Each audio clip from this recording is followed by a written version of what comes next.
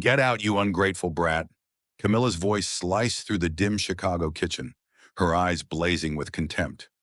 Sophia Grant, 17, stood frozen, clutching her crumpled Stanford acceptance letter, a dream her stepmother had tried to bury.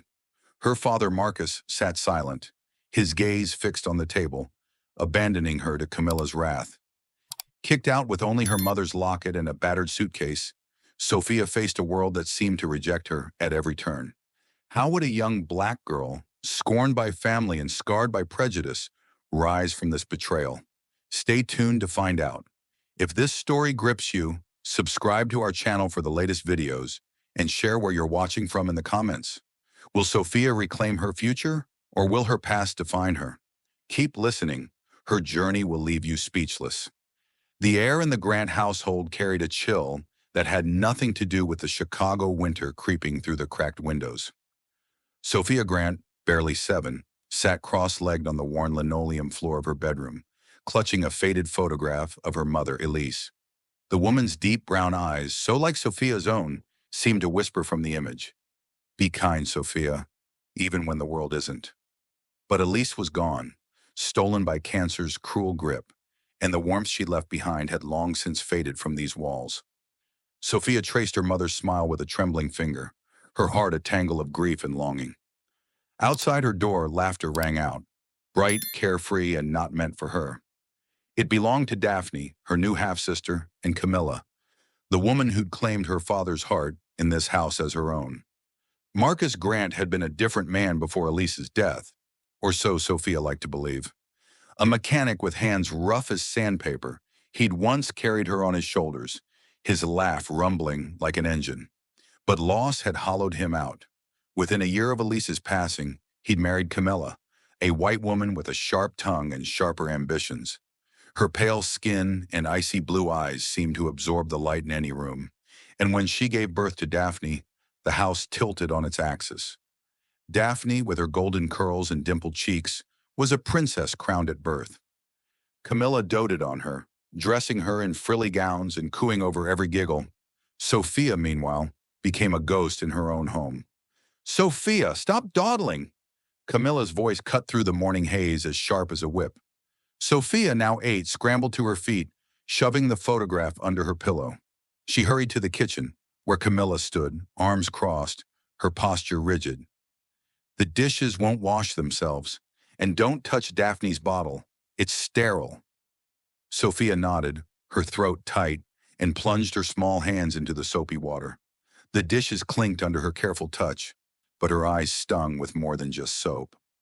Across the room, Marcus sat at the table, his gaze fixed on a newspaper, oblivious to the tension. Daphne toddled in, clutching a plush rabbit, and Camilla's face softened instantly. "There's my angel," she cooed, scooping her up. Sophia's hands stilled in the sink, a familiar ache blooming in her chest. She was invisible. School offered no refuge. At the local elementary school, Sophia's dark skin and quiet demeanor made her a target. "Go back to where you came from," a boy sneered during recess, his words echoed by snickers from his friends. Sophia's cheeks burned, but she kept her head down, clutching her math textbook like a shield. Numbers were her sanctuary, logical, fair, unchanging. She'd inherited her mother's knack for them, solving equations with a speed that startled her teachers.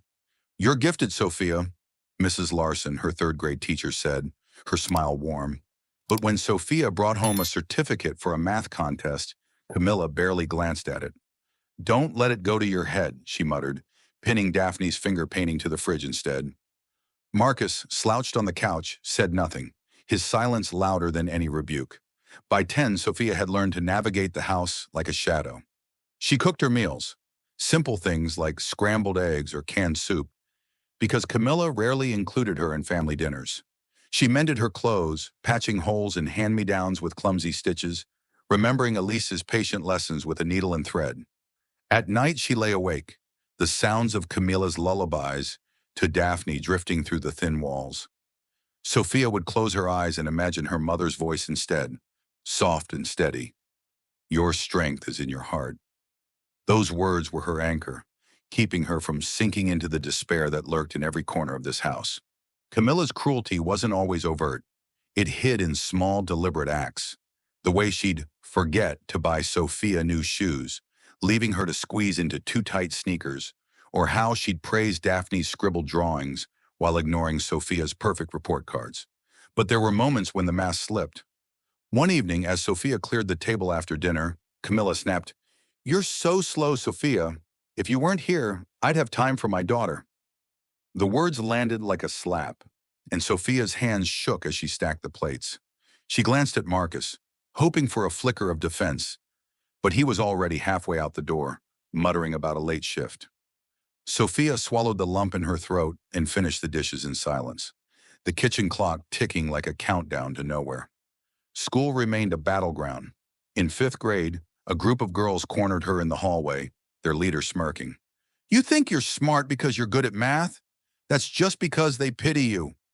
The word pity stung worse than the racial slurs she'd grown used to. Sophia's fist clenched, but she walked away, her mother's voice echoing. "Be kind." She poured her anger into her studies, staying late in the library, where the hum of fluorescent lights drowned out the world. Her teachers noticed her brilliance, slipping her advanced workbooks and encouraging her to dream big. "You could go to college, Sophia," Mr. Hayes, her math teacher, said. "Maybe even an Ivy League school." The idea sparked something in her, a fragile, flickering hope. At home, that hope felt like a secret she had to guard. Camilla's rules grew stricter as Sophia grew older. She was expected to clean the house, do laundry, and babysit Daphne, who at 4 was spoiled and demanding. "Sophia, fetch my doll," Daphne would chirp, and Camilla would beam as if it were a royal command. Sophia complied, her jaw tight, but she never let her bitterness show. She remembered Elise's lessons about kindness, even when it felt like betrayal to offer it. One night, as she folded Camilla's laundry, Sophia found a photo of herself and Elise tucked in a drawer, her mother's smile radiant. She hid it in her room, a talisman against the darkness. By 12, Sophia was a master of survival. She budgeted her lunch money to buy school supplies, learned to braid her hair, and studied by candlelight when Camilla refused to replace her broken lamp. Her grades soared, earning her a spot in a citywide math competition. She won first place, a gold medal glinting against her chest as she stood on the podium. But when she showed it to Camilla, her stepmother scoffed. "It's just a silly contest. Daphne's ballet recital is next week. That's what matters." Marcus, home for once, glanced at the medal and mumbled, "Good job," before turning back to the TV. Sophia retreated to her room, the medal heavy in her hand. She hung it on her wall, next to Elise's photo, and whispered, "This is for you, Mom." The house was a cage, but Sophia's spirit refused to break. Each insult, each slight, each moment of neglect forged her resilience. She wasn't just surviving, she was preparing. For what, she didn't yet know, but the fire in her heart, kindled by her mother's love, burned brighter than the shadows around her. As she lay in bed, the city's hum filtering through her window, Sophia made a silent vow. She would escape this place, not with anger, but with the strength Elise had given her. The world might not see her yet, but she would make it. The Chicago wind howled through the narrow streets, carrying the scent of rain and asphalt as Sophia Grant, 17, stood at the edge of her world. Her bedroom, a cramped corner of the Grant household, was a shrine to her dreams. Math textbooks stacked on a wobbly desk, a faded photo of her mother, Elise, pinned to the wall, and a calendar marked with deadlines for college applications. Sophia's heart raced with a fragile hope. She'd spent years clawing her way through neglect and prejudice, her mother's words, "Your strength is in your heart," her only compass. Now a full scholarship to Stanford glimmered on the horizon, a ticket out of the house where she was less daughter than shadow. But the mail never came. Days turned to weeks, and the silence gnawed at her, a quiet theft she couldn't name. Sophia's days were a blur of routine. She rose before dawn, braiding her hair in the dim glow of a cracked mirror, then slipped into the kitchen to make breakfast for herself and Daphne, her spoiled half-sister. Camilla, her stepmother, lounged in the living room, flipping through magazines while barking orders. "Sophia, the floors need scrubbing. Don't slack off." Sophia's jaw tightened, but she nodded, her hands already raw from yesterday's chores. Marcus, her father, was a ghost, gone to the garage before sunrise, his absence a wound that never healed. At school, Sophia faced a different kind of cruelty. "You think you're better than us?" a classmate sneered, her voice dripping with venom as she mocked Sophia's thrift store clothes. "They only let you in because you're black." Sophia's fists clenched, but she walked away, her mother's mantra steadying her. Be kind, even when they aren't. Her brilliance was undeniable. Teachers marveled at her, slipping her advanced problems that she solved with a grace that belied her circumstances. In the library, where the air smelled of old paper and possibility, Sophia pored over scholarship applications, her pen scratching late into the night. She'd won a citywide math competition, her gold medal a quiet rebellion against the world that tried to shrink her. "You're Ivy League material," Mr. Hayes, her math teacher, had said, his eyes bright with pride. Sophia clung to that, dreaming of Stanford's sunny campus, where she could finally be seen. But the absence of her acceptance letter was a splinter in her mind, impossible to ignore. One evening, as the house settled into its usual hum, Daphne's cartoons blaring, Camilla's voice sharp on the phone, Sophia was tasked with cleaning Camilla's bedroom. She moved mechanically, folding clothes, dusting shelves, until her hand brushed a drawer that wouldn't close. Curiosity tugged at her. She pulled it open, and there, beneath a pile of scarves, was a crumpled envelope. Her name stared back in bold print, Sophia Grant. Her breath caught as she tore it open, the Stanford crest gleaming like a beacon. "Congratulations," the letter began, detailing her full scholarship. Joy surged, then shattered. The letter was dated weeks ago. Camilla had hidden it, buried her future like it was nothing. The kitchen was a battlefield when Sophia stormed in, the letter trembling in her hand. "You stole this from me," she said, her voice low but fierce, a storm breaking free. Camilla looked up from her coffee, her lips curling into a smirk. "Stole? You're not cut out for college, Sophia. You're better off working, maybe as a cashier. We can't afford to send you anywhere." The words were a blade, each syllable laced with disdain. Sophia's eyes flicked to Marcus, slouched at the table, his fork scraping against his plate. "Dad, say something," she pleaded, her voice cracking. He shrugged, his gaze fixed on his food. "Camilla's right. Daphne's our priority now. Ballet, school supplies. She needs them more." Sophia's world tilted, the betrayal a weight she couldn't carry. Camilla leaned forward, her voice venomous. "If you don't like it, get out, you ungrateful brat. You've been nothing but trouble since the day you were born." The room seemed to shrink, the walls closing in. Sophia's heart pounded, but her mother's words echoed, steadying her. "Your strength is in your heart." She turned to Marcus one last time, searching for a flicker of the father he'd once been. He looked away, his silence louder than Camilla's cruelty. Sophia's hands shook as she folded the letter, tucking it into her pocket like a vow. "Fine," she said, her voice steady despite the tears burning her eyes. "I'll go." Upstairs, she packed with a clarity that bordered on rage. Her mother's locket, a few clothes, her math books, and the gold medal. They fit into a battered suitcase.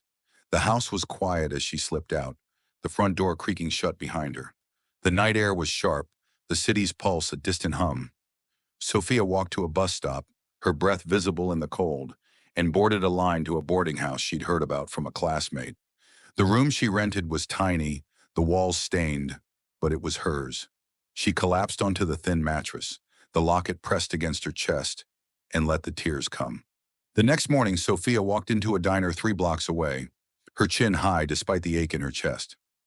"I need a job," she told the manager, a gruff woman with kind eyes. Hired on the spot, she started that day, bussing tables and scrubbing counters. Each dollar saved a step toward Stanford. School was harder now. She studied between shifts, her eyes heavy, but her resolve was iron. Classmates still whispered, their racial slurs a constant hum. But Sophia ignored them, her focus razor sharp. She called Mr. Hayes, who helped her confirm her scholarship and navigate enrollment. "You're unstoppable," he said, and for the first time in weeks, Sophia smiled. As she lay awake that night, the boarding house creaking around her, Sophia traced the locket's edges, her mother's presence a quiet strength.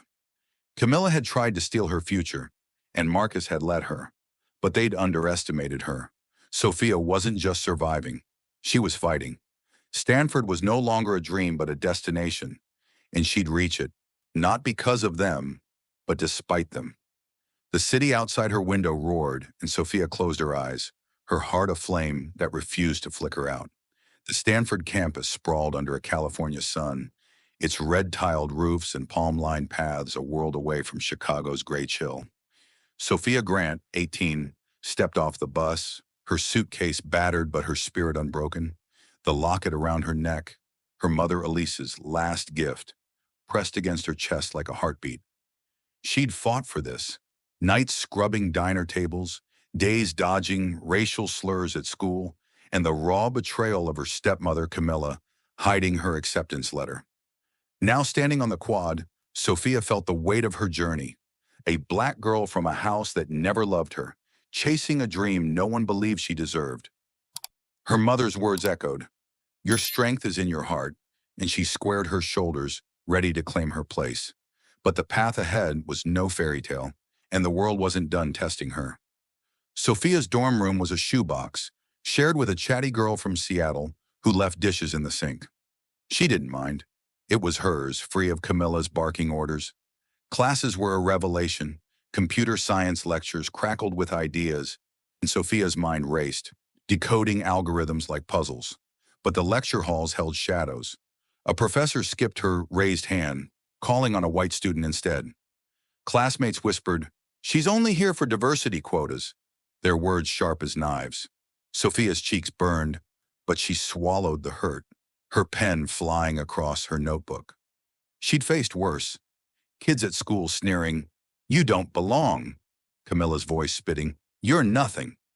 She channeled her anger into her code, her assignments flawless, her exams near perfect. Numbers didn't judge. They only demanded the truth. Money was a constant specter. Her scholarship covered tuition, but books, food, and rent ate up her savings. Sophia worked nights at a campus cafe, steaming lattes while memorizing syntax. Her shifts ended at midnight, and she'd trudge to the library, studying under flickering lights until dawn. Exhaustion clawed at her, but quitting wasn't an option. She thought of Elise, who'd worked double shifts to keep their family afloat, her smile never fading. Sophia taped her mother's photo to her desk, a reminder of why she fought. Her roommate, noticing her grind, slipped her granola bars with a grin. "You're a machine, Sophia." Sophia smiled, but inside she was a furnace, burning with purpose. The coding club was her refuge, a basement room buzzing with geeks and laptops. She thrived there, debugging scripts with a precision that turned heads. But prejudice followed. A senior, Jake, scoffed when she suggested an optimization. "Stick to basics, Sophia. You're not ready for this." His tone, laced with condescension, implied more. "You don't belong because of your skin." Sophia's blood boiled, but she met his gaze, her voice steady. "Run my code. See if it works." It did, faster than his. The room went quiet and Jake muttered an excuse, but Sophia felt a spark of triumph. She wasn't invisible here, not if she refused to be. Sophomore year brought her first internship at a Silicon Valley startup. The office gleamed, all glass and ambition, but the air was thick with bias.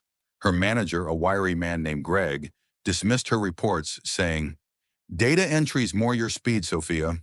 She overheard him praise a white intern's identical work. Gritting her teeth, Sophia stayed late, building a predictive model that caught the CEO's eye. At the final review, Greg took credit, but the CEO, a sharp woman named Lila, wasn't fooled. "This is your work, isn't it?" she asked Sophia, her gaze piercing. Sophia nodded, and Lila reassigned her to a better team. It wasn't justice, but it was a start. Sophia learned to speak louder, to demand her space, her mother's locket a talisman against doubt. Socially, Sophia was a loner. Her peers partied, but she couldn't afford the time or the drinks. She ate alone in the dining hall, her tray a fortress, ignoring stares from students who assumed she was on welfare. One girl, Mia, broke through, sitting across from her with a shy smile. "You're in my algorithms class, right? You're killing it." Mia's kindness was a lifeline, and they started studying together, their laughter easing Sophia's guard. But even Mia didn't know her story, The father who'd abandoned her, the stepmother who'd cast her out. Sophia kept those scars hidden, her polished exterior a shield. Junior year, Sophia tutored freshmen, her patience earning their respect. She joined a women in tech group where she met others who'd faced bias, microaggressions, stolen credit, and assumptions of incompetence. Sharing their stories, Sophia felt less alone, her voice growing bolder. She landed a summer internship at a top firm, her portfolio now a weapon. There, a senior engineer, Priya, took her under her wing. "You're brilliant, Sophia," Priya said, "but you'll have to fight twice as hard. Don't let them dim you." Sophia nodded, her resolve hardening. She thought of Elise, who'd fought until her last breath. Sophia would do the same. By senior year, Sophia was a force. Her capstone project, an AI model for equitable hiring, won a university award. Though a professor muttered, "It's trendy because of her background." Sophia ignored him, her eyes on graduation. She walked the stage with honors, her diploma a battle scar. At 22, she accepted a job at a San Francisco tech firm, her salary enough for a sleek apartment with a view of the bay. The first night she stood by the window, the city's lights a constellation of possibility. She'd made it, not just to Stanford, but through it, past the slurs, the bias, the nights when hunger gnawed and doubt whispered. But the past lingered like smoke. In quiet moments, Sophia saw Camilla's smirk, Marcus's averted eyes, the house that had never been home. She hadn't spoken to them in years, but their rejection was a weight she still carried. As she hung Elise's photo on her new wall, Sophia made a silent vow. She'd build a life that honored her mother, not the family that discarded her. The world had tried to break her, but she'd risen, her heart aflame no one could extinguish. Stanford was just the beginning. The San Francisco skyline glittered like a promise kept, but Sophia Grant's heart was heavy as she boarded a red-eye flight to Chicago. At 30, she was a rising star in tech, her name whispered in boardrooms for her razor-sharp code and unyielding drive. Her apartment, with its sleek lines and view of the bay, was a testament to a life forged from grit, a far cry from the Chicago house where she'd been cast out at 17. Yet a call from a family friend had shattered her carefully built world. Her father, Marcus, was dying. Heart failure, the doctor said, his time measured in days. Sophia's fingers traced her mother's locket, Elise's voice a faint echo. "Your strength is in your heart," as the plane cut through the night. She didn't want to go back, but something deeper than duty pulled her. A need to face the man who'd let her go. The Chicago air was sharp, heavy with the scent of diesel and memory, as Sophia stepped into the house she'd sworn never to see again. The faded yellow siding and sagging porch hadn't changed, but the weight inside had. Marcus lay in a hospital bed in the living room, his once robust frame reduced to a shadow, tubes snaking from his arms. Camilla, her stepmother, hovered nearby, her blue eyes narrowing at Sophia's arrival. Daphne, now 20, pregnant and silent, lingered in the corner, her golden curls dulled by time. Sophia's chest tightened, the old wounds flaring. Camilla's voice spitting, "Get out, you ungrateful brat!" Marcus's averted gaze as she'd packed her life into a suitcase. She pushed the memories down, her face a mask of calm. "Sophia," Marcus rasped, his voice a threadbare whisper. She approached, her boots soft on the creaking floor, and took his hand. His eyes, clouded with pain, held something new. Regret. "I failed you," he said, each word a labor. "Your mother, she left you the house, in her will. It's yours now." The words landed like a stone in still water, rippling through Sophia's core. Elise, gone when Sophia was 7, had ensured her daughter's future. A final act of love Camilla couldn't touch. Marcus's grip tightened. "I'm sorry." Tears streaked his face, but Sophia's heart stayed guarded, the apology too late to mend what was broken. She nodded, her throat tight, and stepped back as he drifted into sleep. Marcus died 3 days later, his breath fading as dawn broke. Sophia stood by the window, the city's hum a distant pulse, her mother's locket cold against her skin. The will, read by a tired lawyer in a cramped office, confirmed Elise's wish. The house belonged to Sophia, effective at 30. Marcus's savings went to Camilla and Daphne, but the house, the one Camilla had ruled like a tyrant, was Sophia's. Camilla's reaction was a storm.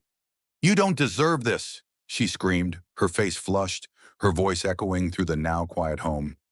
"You're nothing but a leech, stealing what's ours." Daphne, clutching her swollen belly, looked away, her silence a mix of shame and fear. Sophia met Camilla's glare, her voice steady. "It was never yours.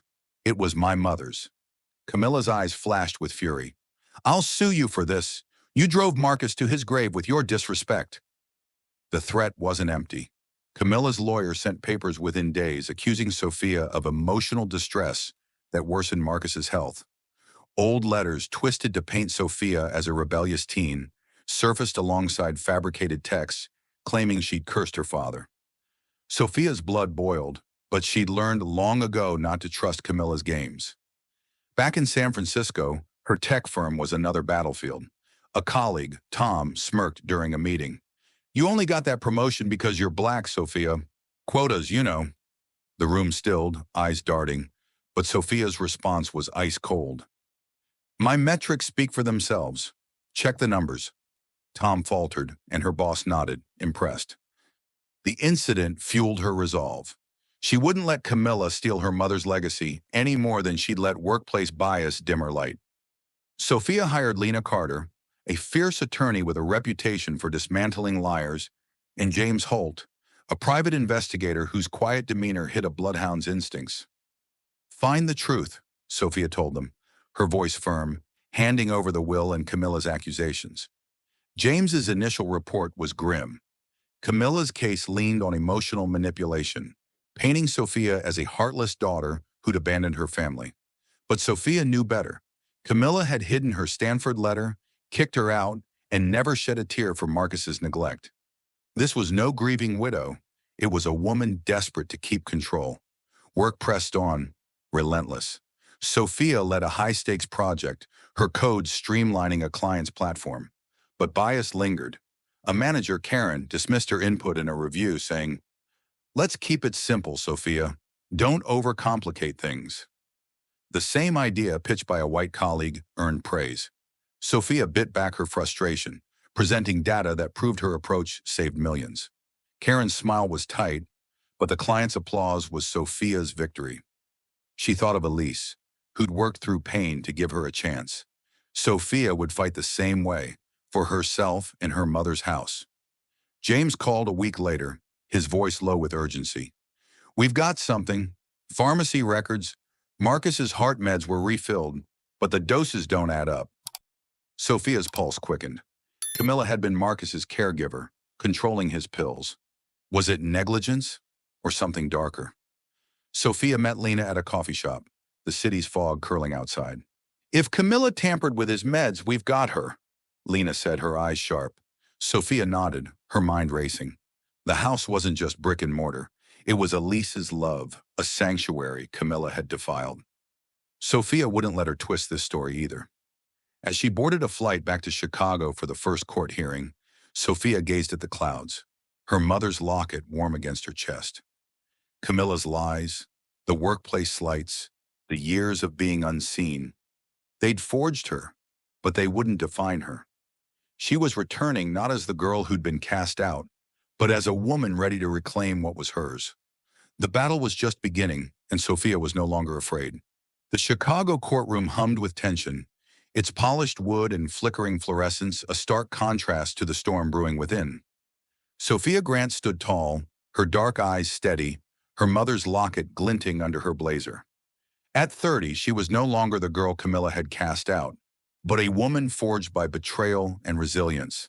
The house, her mother Elise's final gift, was at stake, and Camilla's lawsuit accusing Sophia of driving Marcus to his grave loomed like a guillotine. But Sophia had her blade, truth sharpened by her attorney Lena Carter and investigator James Holt. As the gavel fell, silencing the room, Sophia's heart pounded, Elise's voice a whisper in her mind. "Your strength is in your heart." This wasn't just a trial, it was a reckoning. Camilla sat across the aisle, her face a mask of grief, but her eyes betrayed a calculating glint. She'd spun a tale of Sophia's disobedience, producing doctored letters and texts claiming Sophia had cursed Marcus, worsening his heart failure. Daphne, pregnant and pale, avoided Sophia's gaze, her hands twisting in her lap. The gallery murmured, neighbors and friends swayed by Camilla's theatrics. But Sophia knew better. Camilla had hidden her Stanford letter, kicked her out at 17, and ruled the house like a tyrant. This was no mourning widow. It was a predator fighting to keep her prize. Lena Carter rose, her voice a blade of calm precision. Mrs. Grant, she began, addressing Camilla, you were Marcus Grant's primary caregiver, correct? Camilla nodded, her lips tight. Lena slid a pharmacy record across the table, its numbers stark. These show Marcus's heart medication was refilled, but the dosage logs don't match. Can you explain why? Camilla's composure flickered, her hands clenching. I followed the doctor's orders, she stammered. Lena's eyes narrowed. Then why were placebos found in his pillbox, traced to a pharmacy you visited? The room gasped, and Sophia's pulse surged. James Holt's investigation had struck gold. Camilla's face drained of color, but she rallied, her voice shrill. That's absurd. I love Marcus. Lena didn't flinch, producing a security tape from the pharmacy, Camilla's figure unmistakable as she swapped prescriptions. You deliberately weakened him, Lena pressed. Why? Camilla's eyes darted to Daphne, then back, her mask cracking. Sophia leaned forward, her breath shallow. This was it. The moment the truth would break free. The judge's gaze bore into Camilla, and the room seemed to hold its breath. I did it for Daphne, Camilla burst out, her voice raw, tears streaming. The courtroom froze. She got pregnant by a rich man who wouldn't claim the child. Marcus was furious, said he'd cut her off, kick her out. I couldn't let my baby suffer, she sobbed, her words tumbling. I swapped his pills to keep him weak, to make him change his mind. He was stubborn, but I thought he'd give in. She clutched the stand, her voice breaking. Daphne had nothing to do with it. Punish me, not her. Daphne's head bowed, a silent sob shaking her shoulders. Sophia's heart twisted, not with triumph, but with a hollow clarity. Camilla's love for Daphne had driven her to murder, while Sophia had been discarded without a second thought. She glanced at Daphne, whose shame was palpable, and felt a flicker of pity. The judge's voice cut through, calm but iron. Mrs. Grant, your actions constitute manslaughter. He ruled for Sophia, awarding her the house free and clear. Camilla was led away, her pleas echoing, while Daphne remained a ghost in the chaos. Outside, the Chicago wind stung Sophia's face as she stood on the courthouse steps, Lena at her side. You did it, Lena said, her smile fierce. Sophia nodded, but victory felt bittersweet. The house was hers, Elise's love reclaimed, but the cost was a family shattered beyond repair. Back in San Francisco, work awaited, another battlefield. During a presentation, a colleague muttered, "She's just a token hire." But Sophia's response was swift, her data undeniable, silencing him. She'd faced worse, Camilla's lies, schoolyard slurs, father's neglect, and emerged stronger. That night, Sophia sat in her apartment, the city's lights a quiet audience. She held her mother's locket, its weight grounding her.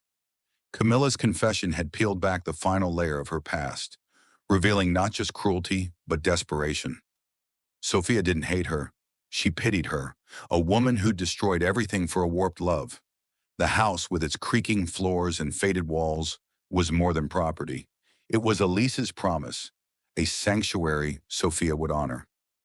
As she closed her eyes, the trial's echoes faded, replaced by a resolve to build something new, not from pain, but from the strength her mother had given her. The Chicago house exhaled under Sophia Grant's touch, its faded walls reborn in warm golds and soft creams, as if shedding decades of sorrow. At 30, Sophia stood in the living room, her mother's locket catching the sunlight that poured through new windows. The trial was over. Camilla imprisoned for Marcus's death, the house rightfully hers, a gift from Elise's enduring love. Yet Sophia felt no triumph, only a quiet resolve to honor her mother's memory. This wasn't just a home, it was a sanctuary, a beacon for a future she'd build from the scars of her past. As she hung a photo of Elise, her smile radiant, Sophia whispered, "This is for you, Mom." The city's hum outside was a chorus, urging her forward. Sophia's first act was mercy. She let Daphne stay until her baby was born. "You're not your mother," Sophia said, her voice firm but kind, meeting Daphne's tearful gaze. "But you need to stand on your own." She connected Daphne with a job training program, offering a path to independence. Daphne nodded, clutching her newborn's blanket, a flicker of gratitude breaking through her shame. Sophia watched her leave, the door closing softly, and felt a weight lift.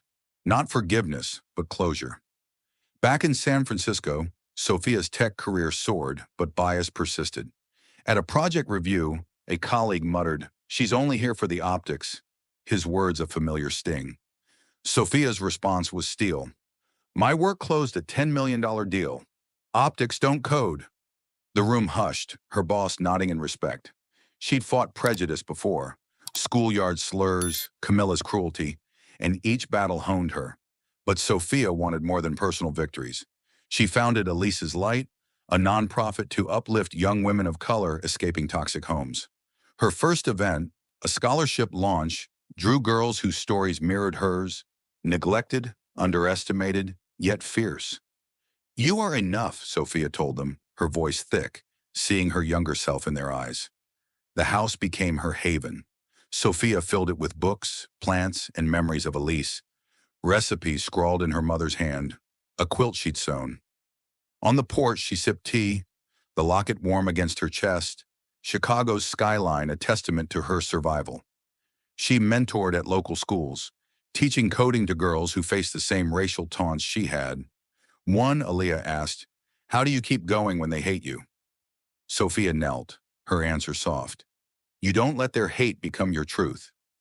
Aaliyah's smile was a spark, and Sophia felt Elise's legacy grow. One evening, a letter arrived, the handwriting unfamiliar. A scholarship recipient, Maya, 16, wrote, "You made me believe I can be someone." Sophia read it twice, tears falling, and tucked it beside Elise's photo. Her nonprofit expanded, workshops, mentorship, and a summer camp. She spoke at a tech summit, her story of rising above betrayal and bias rippling through the crowd. "I wasn't chosen by my family," she said, "but I chose myself." Applause followed, but Sophia's victory was quieter. The girls she'd inspired, the lives she'd touched. As spring bloomed, Sophia stood on her porch, the city alive around her. The pain, Camilla's lies, Marcus's neglect, the slurs hadn't vanished, but it no longer ruled her. Elise's locket, her mother's love, was her anchor. Sophia wasn't just surviving, she was building a legacy of light for those still in the dark.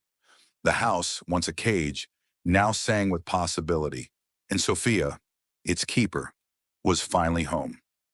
Sophia's journey from a rejected girl to a beacon of hope shows us the power of resilience and love. What moved you most about her story? Share your thoughts in the comments and let us know where you're listening from. We'd love to hear from you. If her courage inspired you, subscribe to our channel for more stories that uplift and challenge. Thank you for joining us on this unforgettable ride. Until next time, keep shining your light.